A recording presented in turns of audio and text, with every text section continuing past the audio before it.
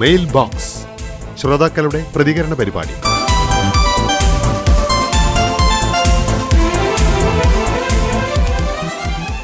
നമസ്കാരം. എല്ലാ പ്രിയ ശ്രോതാക്കൾക്കും ഇന്നത്തെ മെയിൽ ബോക്സിലേക്ക് സ്നേഹത്തോടെ സ്വാഗതം. പ്രിയ ശ്രോതാക്കളുടെ കത്തുകളും അഭിപ്രായങ്ങളും ശബ്ദ സന്ദേശങ്ങളും നിർദ്ദേശങ്ങളും ഒക്കെ നമുക്ക് പരിഗണിക്കാം. ആദ്യം യു ബാലഗോപാലൻ പേരാമ്പ്രയുടെ കത്താണ്. ഓരോ ദിനവും സിനിമയിലോ സംഗീത മേഖലയിലോ പ്രശസ്തരായവരുടെ ജന്മദിനമോ ചരമദിനമോ കടന്നു വരാറുണ്ട്. നടനാവാം, നടിയാവാം, ഗായകരാവാം, അങ്ങനെ പല മേഖലകളിലുള്ളവരാവാം. ഇവരിൽ ആരെയെങ്കിലും ഒരാളെ ഫോക്കസ് ചെയ്ത് തത്സമയ ഫോണിൻ പരിപാടിയിൽ ഒരു 5 മിനിറ്റിൽ കൂടാതെ സംസാരിക്കാൻ അവസരം കൊടുത്താൽ ആവർത്തന വിരസമായ സംസാരങ്ങളും കേട്ടുമടുത്ത ഗാനങ്ങളും ഒഴിവാക്കിക്കൂടെ? ആഴ്ചയിൽ ഒരു ദിവസമെങ്കിലും ഇത് പരീക്ഷിക്കാം. ഒരു നിർദ്ദേശം എന്ന നിലയ്ക്കാണ്. സൗകര്യമുണ്ടെങ്കിൽ സ്വീകരിക്കുമല്ലോ. സംഗീത മേഖലയിലെ പ്രശസ്തരുടെ ഓർമ്മ ദിനങ്ങൾ പ്രത്യേകിച്ചും ആർട്ട് കഫേ പോലുള്ള പരിപാടികളിലൂടെ നമ്മൾ അനുസ്മരണം എന്ന നിലയിൽ കൊടുക്കാറുണ്ട്. അതുമായി ബന്ധപ്പെട്ട പ്രത്യേക പരിപാടികളും അവതരിപ്പിക്കാറുണ്ട്. തത്സമയ പരിപാടിയിൽ ബാലഗോപാലൻ പറഞ്ഞതുപോലെയുള്ള ഒരു കാര്യം ചെയ്യാൻ കഴിയുമോ എന്ന് നമുക്ക് പരിശോധിക്കാം. പ്രിയമുള്ള ആകാശവാണിക്ക് 24-ാം തീയതി പ്രക്ഷേപണം ചെയ്ത ആർട്ട് കഫേയിൽ കലാജീവിതം കൊണ്ട് ജീവിതത്തെ ധന്യമാക്കിയിരുന്ന പ്രിയ സംഗീതജ്ഞൻ SP ബാലസുബ്രഹ്മണ്യൻ എന്ന അത്ഭുത ഇതിഹാസത്തെക്കുറിച്ചുള്ള ഓർമ്മകളും ഗാനങ്ങളും കേട്ടപ്പോൾ നഷ്ടങ്ങളുടെ തീരാപ്പട്ടികയിലെ ഓർമ്മകളും ബാക്കിയായി. സംഗീത വിരുന്നുകാരൻ നന്ദു കർത്ത ശ്രോതാക്കൾക്ക് സമ്മാനിച്ച വിവരണങ്ങൾ ചിത്രീകരണ പരമ്പരയായി ആകാശവാണി അവതരിപ്പിച്ചപ്പോൾ ഏറെ ആസ്വാദികരമായി. ആകാശവാണിയുടെ നാടകഗാനങ്ങൾ ഏറെ ആകർഷകമാകുന്നു. പഴയകാല നല്ല ഗാനങ്ങൾ പാട്ടുപെട്ടിയിലൂടെയും അല്ലാതെയും പ്രക്ഷേപണം ചെയ്യുന്ന പ്രിയവാണിക്ക് അഭിനന്ദനങ്ങൾ. സ്നേഹപൂർവ്വം, മിനി VS വാളവയൽ. മിനിയുടെ ഒരു കത്ത് കൂടിയുണ്ട്. 29-ാം തീയതി ശ്രദ്ധ കേട്ടു. ഏറെ ശ്രദ്ധ പിടിച്ചു പറ്റുന്ന ഒരു വിഷയമാണ് ചർച്ച ചെയ്തത്. ഇന്നത്തെ തലമുറ കാട്ടിക്കൂട്ടുന്ന കോപ്രായങ്ങൾ പഴയ തലമുറയ്ക്ക് കാണുമ്പോഴും കേൾക്കുമ്പോഴും അത്ഭുതം തോന്നുകയാണ്. സൗന്ദര്യബോധം കൂടിയ മലയാളി പരിപാടിയിൽ പറഞ്ഞതുപോലെ സ്വന്തം ആരോഗ്യകാര്യത്തെക്കുറിച്ച് ചിന്തിക്കുന്നില്ല. അതിലേക്കെല്ലാമുള്ള ഒരു ഓർമ്മപ്പെടുത്തലായി പരിപാടി. നമ്മുടെ സന്തോഷവും സമാധാനവും മറ്റുള്ളവരുടെ ജോലിയോ ഉത്തരവാദിത്വമോ അല്ല, നമ്മുടേതു മാത്രമാണെന്ന് തിരിച്ചറിയണം. സാഹചര്യങ്ങളോ ആളുകളോ അല്ല, നമ്മുടെ ചിന്താരീതികളും പ്രവൃത്തികളുമാണ് മാറേണ്ടത്. കൃത്യസമയത്ത് എല്ലാ കാര്യങ്ങളും ചെയ്താൽ വെപ്രാളവും ടെൻഷനും ഒഴിവാക്കാൻ കഴിയും.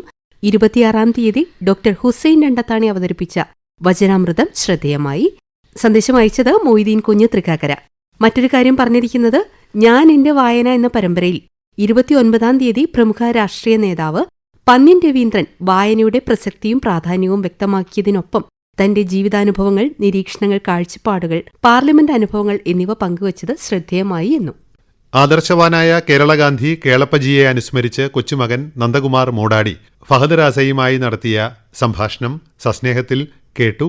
കേളപ്പജിയുടെ ജീവചരിത്രത്തിൽ സൂചിപ്പിക്കാത്ത കുറേ കാര്യങ്ങൾ അതിലൂടെ അറിയാൻ കഴിഞ്ഞതിൽ സന്തോഷം. MG ധരൻ, തൃക്കരിപ്പൂർ. സസ്നേഹത്തെപ്പറ്റി മറ്റൊരു സന്ദേശം കൂടെയുണ്ട്. കേരളഗാന്ധി എന്നറിയപ്പെടുന്ന കേളപ്പനെക്കുറിച്ച് നന്ദകുമാർ മൂടാടി ഫഹദ് റാസയുമായി പങ്കുവച്ച കാര്യങ്ങൾ ആ മഹാനെക്കുറിച്ച് കൂടുതൽ അറിയാൻ സഹായിച്ചു. സന്ദേശം അയച്ചത് MK ബാബു, നെല്ലിച്ചോട്, കാവന്നൂർ. PM ഓമന തൊണ്ടയാടിന്റെ കത്താണ്. 29-ാം തീയതി തിങ്കളാഴ്ച ശ്രദ്ധയിൽ വിറ്റാമിൻ ഗുളികകൾ അധികമായി കഴിച്ചാലുണ്ടാകുന്ന ഭവിഷ്യത്തുകളെക്കുറിച്ച് പറഞ്ഞ കാര്യങ്ങൾ ഉപകാരപ്രദമായി. ചെറിയ അസുഖങ്ങൾ വരുമ്പോൾ പോലും നമ്മൾ വിറ്റാമിനുകളുടെ കുറവുകളാണെന്ന് കരുതി മെഡിക്കൽ ഷോപ്പിൽ പോയി ഗുളികകൾ വാങ്ങി കഴിക്കുന്ന പതിവുണ്ടല്ലോ. അത് ശരീരത്തിലുണ്ടാക്കുന്ന ദോഷങ്ങളെ ആരും ഓർക്കാറില്ല. ശ്രദ്ധ ഏറെ ശ്രദ്ധേയമായി. ഇതേ ദിവസം തന്നെ പ്രമുഖ രാഷ്ട്രീയ പ്രവർത്തകനും മുൻ ലോക്സഭാ അംഗവുമായ പന്ന്യൻ രവീന്ദ്രൻ തന്റെ വായനാനുഭവങ്ങൾ ഞാനെന്റെ വായനയിൽ വിവരിച്ചത് തികച്ചും വ്യത്യസ്തമായ ഒരു അനുഭവമായി. ഒരു ഡോക്ടർ പഠിച്ച് പാസ്സായാൽ പോരാ, ഓരോ ദിവസവും ഈ മേഖലയിൽ വരുന്ന മാറ്റങ്ങൾ പഠിച്ചുകൊണ്ടിരിക്കണം. അതേപോലെ ഓരോ രാഷ്ട്രീയ നേതാവും പൊതുപ്രവർത്തകനും ജനങ്ങളുടെ മനസ്സറിഞ്ഞ് പ്രവർത്തിക്കണം എന്ന അദ്ദേഹത്തിന്റെ വാക്കുകൾ വായനയിൽ നിന്നും അദ്ദേഹം ഉൾക്കൊണ്ട അനുഭവങ്ങളും നിരീക്ഷണങ്ങളുമാണെന്ന് വ്യക്തമായി. കണ്ണീരും സ്വപ്നങ്ങളും എന്ന പരമ്പരയിലൂടെ K. രാഘവൻ, P. ഭാസ്കരൻ കൂട്ടുകെട്ടിനെക്കുറിച്ച് എഴുത്തുകാരനും പ്രക്ഷേപകനുമായ ബാലകൃഷ്ണൻ കൊയ്യാൽ സാധാരണക്കാർക്ക് മനസ്സിലാവുന്ന ഭാഷയിൽ സംഗീതത്തെ പരിണമിപ്പിച്ചതിനെക്കുറിച്ച് സംസാരിച്ചത് ഹൃദ്യമായ ഒരു അനുഭവമായി എന്നും PM ഓമന എഴുതുന്നു. ബൈജു നടാലിന്റെ സന്ദേശമാണ്. റിയൽ FM-ന്റെ ജനപ്രിയ പരിപാടിയായ ഗാനകേളി സന്ധ്യാസമയത്ത് ഒരുപാട് ആളുകൾക്ക് കേൾക്കാൻ പറ്റുന്നില്ല. സമയം മാറ്റിയാൽ നന്നായിരുന്നു. സുവർണമലരുകളിൽ ചില ദിവസങ്ങളിൽ 90കളിലെ ഗാനങ്ങൾ കൊടുത്താൽ നന്നായിരുന്നു എന്നൊരു നിർദ്ദേശം കൂടെ ബൈജു നടാൽ. ഗാനകേളി നമ്മൾ വർഷങ്ങളായിട്ട് ആ പരിപാടി തുടങ്ങിയ കാലം മുതൽ തന്നെ എന്ന് തോന്നുന്നു വൈകിട്ട് പ്രക്ഷേപണം ചെയ്യുന്ന പരിപാടിയാണ്. അതിലൊരു സമയമാറ്റത്തിന്റെ ആവശ്യമുണ്ടെന്ന് തോന്നുന്നില്ല ബൈജു.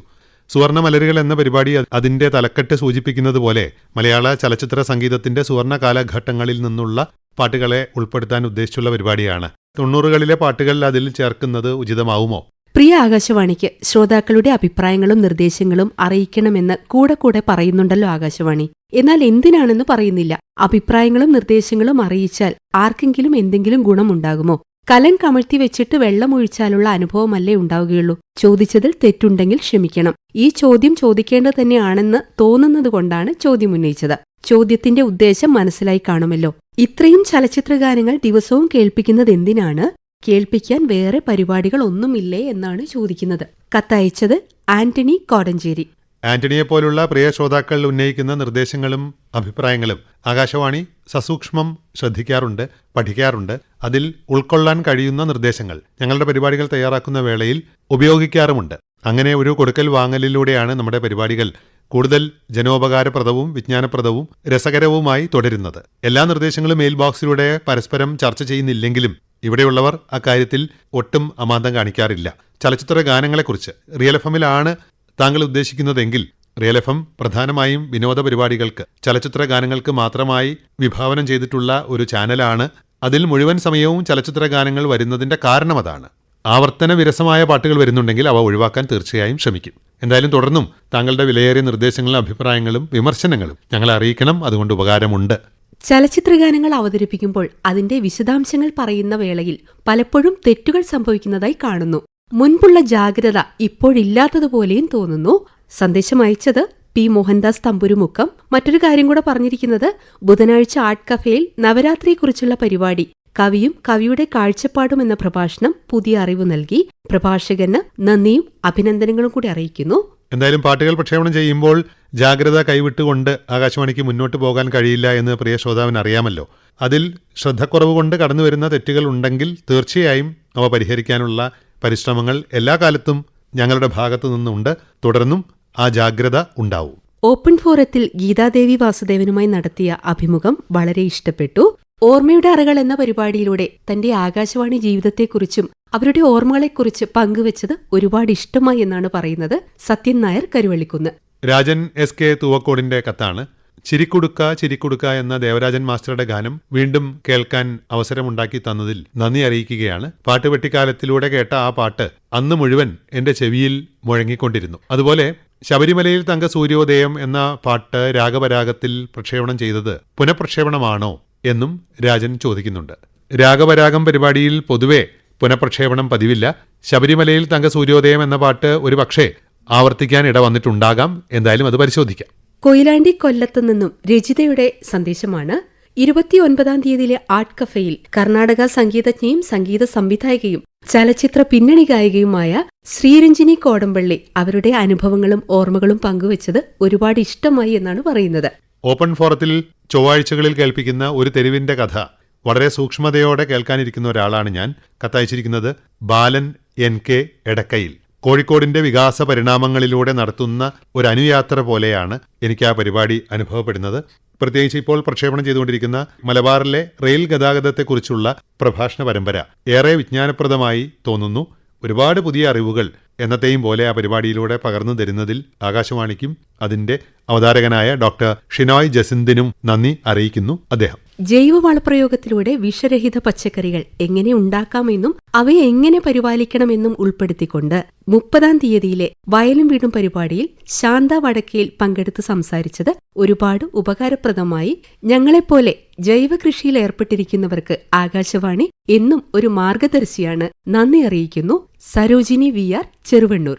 2-ാം തീയതി ആരോഗ്യം അമൂല്യം പരിപാടിയിലൂടെ വെരിക്കോസ് വെയിൻ ലക്ഷണങ്ങളും ചികിത്സയും എന്ന വിഷയത്തെക്കുറിച്ച് ഡോക്ടർ റോജൻ കുരുവിള വിശദീകരിച്ചത് അതുകൊണ്ട് ബുദ്ധിമുട്ടുന്ന എന്നെപ്പോലുള്ളവർക്ക് ഉപകാരപ്പെടുന്ന പരിപാടിയായി. എങ്ങനെ അത് ഫലപ്രദമായി ചികിത്സിക്കാം, നിയന്ത്രിക്കാം തുടങ്ങിയ കാര്യങ്ങൾ ഡോക്ടർ വിശദമായി പറഞ്ഞു തന്നതിന് പ്രത്യേക നന്ദി. കത്തയച്ചിരിക്കുന്നത് TM ചാത്തു, എലത്തൂർ. ഇന്നത്തെ മെയിൽ ബോക്സിന്റെ സമയം ഇവിടെ അവസാനിക്കുകയാണ്. തുടർന്നും നിങ്ങളുടെ വിലയേറിയ നിർദ്ദേശങ്ങളും അഭിപ്രായങ്ങളും ഞങ്ങളെ അറിയിക്കുമല്ലോ. കത്തുകൾ അയക്കേണ്ട വിലാസം: mail box, care of station director, Akashvani, Kozhikode 673-032. വാട്സപ്പിലൂടെ നിർദ്ദേശങ്ങളും ശബ്ദ സന്ദേശങ്ങളും പങ്കുവയ്ക്കാം. നമ്പർ 9402224440. വീണ്ടും ഒരുമിക്കുന്നതുവരെ ഗുഡ് ബൈ.